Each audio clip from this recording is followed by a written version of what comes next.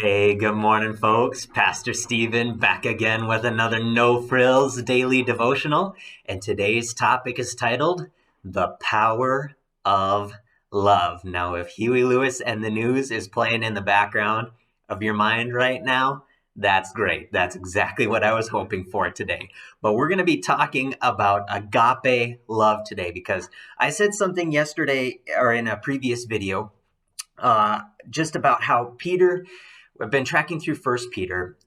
Peter's learned a new way to fight. Okay, and I've talked about it in Wasted Freedom, and I talked about it in Revolution. That he's learned a new way to fight by learning a new way to love. And the love that I've been talking about is agape love. But that got me thinking, like, what if you don't know what agape love is? Or maybe you do know what agape love is, and great, awesome, perfect. You can pass this video off to the next one, okay? But I want to be talking about agape love because if you don't, work in church circles like I work in church circles, I'm a pastor and I'm a teacher, and so I'm constantly digging in and doing word studies. And if you don't do that, well, chances are you might not necessarily know what agape love is, or maybe you've heard about it, but maybe you don't really know what it is. And so it's this idea that in American English, we have one word for love, right? And I love pizza,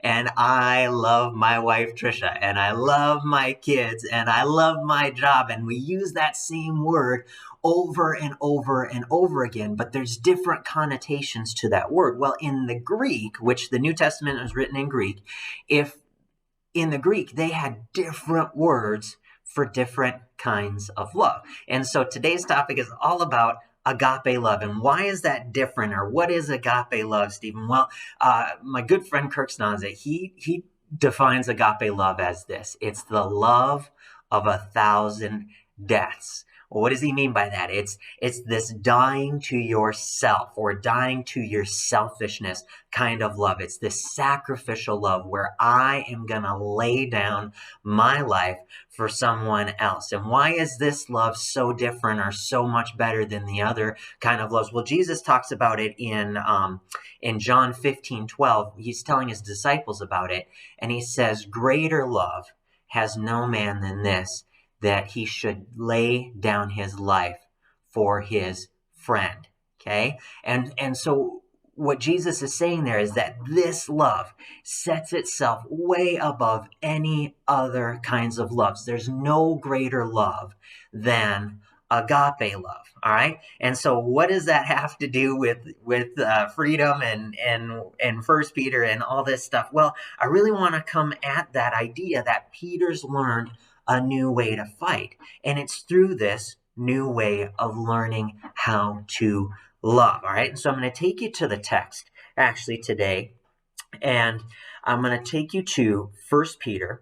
And I want to read in chapter 3, verse 8. And Peter writes this. He says, above all, love each other deeply, because love covers over a multitude of sins. All right. Now I want to hang on this passage a little bit because Peter's talking about here agape love.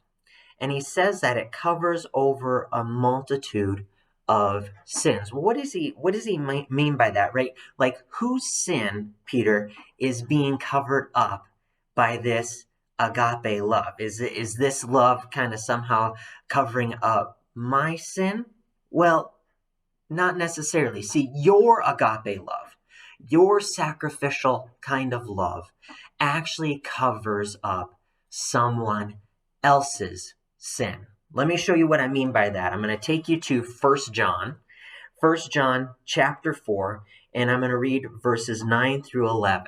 All right. And John writes this. He says, this is how God showed his love among us. And again, John is talking about agape love here. He sent his one and only Son into the world that we might live through him. This is love, not that we loved God, but that he loved us and sent his Son as an atoning sacrifice for our sins.